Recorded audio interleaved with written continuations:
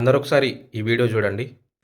రైతునయ్యి పుట్టినాను రైతునయ్యి పెరిగినాను రాజకీయము నేను చేస్తే రంది లేకుంటుందునయ్యా 6 నెలల కష్టములో 66 గోసలయ్యా బీట్ల తెచ్చి వడ్లు పోస్తే కొనేటోళ్ళే లేరయ్యా ఏమి బతుకు ఏమి బతుకు.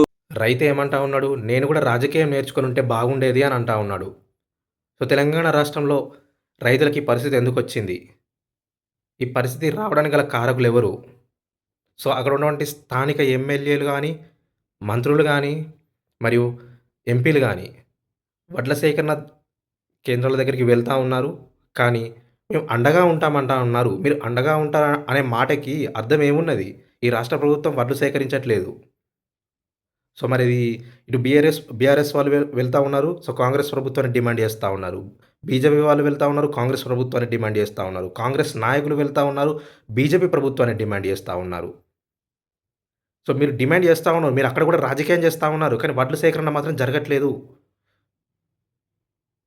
సో మరి ఏదో సినిమా ఇండస్ట్రీకి కానీ, మరి వారు ఎవరికైనా సమస్యలు వస్తే వెంటనే వారితో మంత్రులు గానీ, మరి అధికారులు గానీ సమీక్ష సమావేశాలు నిర్వహిస్తారు. మరి రైతుల విషయానికొస్తే మీరు సమీక్ష సమావేశం ఎందుకు నిర్వహించట్లేదు?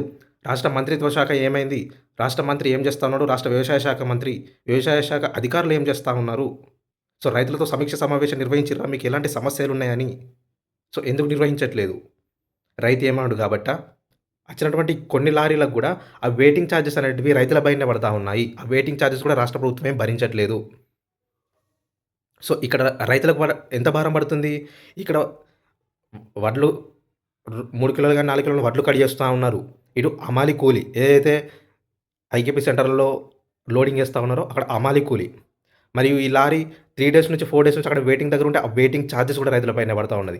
మళ్ళా అక్కడ మిల్లుల దగ్గర అక్కడ అన్‌లోడింగ్ చేసేటప్పుడు ఆ ఛార్జీలు కూడా రైతుల పైనే పడతా ఉన్నాయి. సో రాష్ట్ర ప్రభుత్వం దీన్ని గమనించాలి. సో వెంటనే దీనిపైన సమగ్ర విచారణ జరిపించాలి. సో ఇలా రాష్ట్ర వ్యవసాయ శాఖ మంత్రి మరియు రాష్ట్ర వ్యవసాయ శాఖ అధికారులు వెంటనే సమగ్ర విచారణ జరిపించి సో వెంటనే త్వరితగిన పూర్తి చేయాలని మేము రిక్వెస్ట్ చేస్తా ఉన్నాం.